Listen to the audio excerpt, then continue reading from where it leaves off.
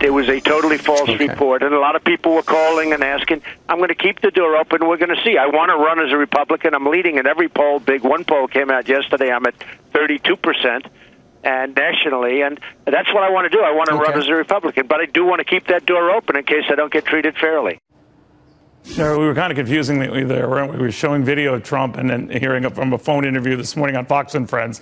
We weren't trying to lip sync it. We came pretty close. But what he was talking about is this idea that he would vote from the Republican Party. Many expected today he would kind of say, you know, what I did and when I rose my hand at that debate was wrong. I will stick with the party. Apparently, he is keeping his options open on that. Bret Baier, who did such a great job with that debate and the fall ever since. Bret, he seems to still have kept his hand up. The original question you asked, he is still keeping all options out there. What do you make of that? Well, Neil, it's interesting. ABC had a report that they thought he was, according to senior advisors, going to take this pledge in order to be ensured that he's going to be in future debates and the party is going to include him in everything.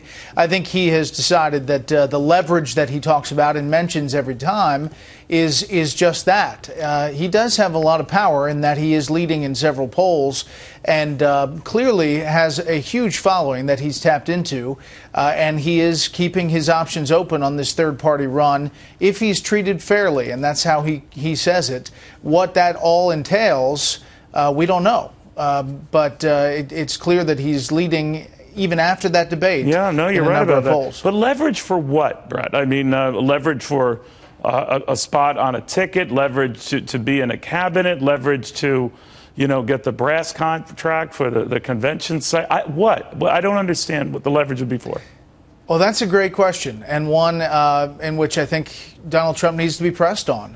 What is the leverage for? He right now says he wants to be the Republican nominee, but every time asked about that question, he does mention that leverage, and we don't know what it is. I mean, it's hard to imagine Donald Trump as a cabinet member if he's not the CEO, but that's a great question. Now, when he says about how the party treats him, now, obviously, he feels that the party has not treated him well, that they target him and they criticize him.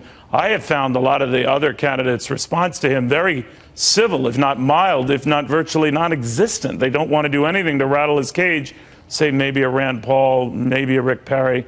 So is it how the others are regarding him, whether they look up to him, what?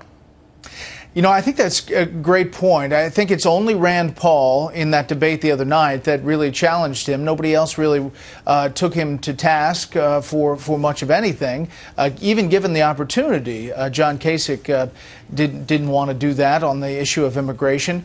I think you're right. Rick Perry is the other candidate going after him. I think some candidates have weighed in on some of the things he's said, but largely it's a respect, because I think this field is starting to figure out that there is a large portion of the Republican base that is really disaffected with Washington in general, politicians in general, and they're starting to fall into that as well, which is some of the surge you see in Donald Trump. And what's happened with China?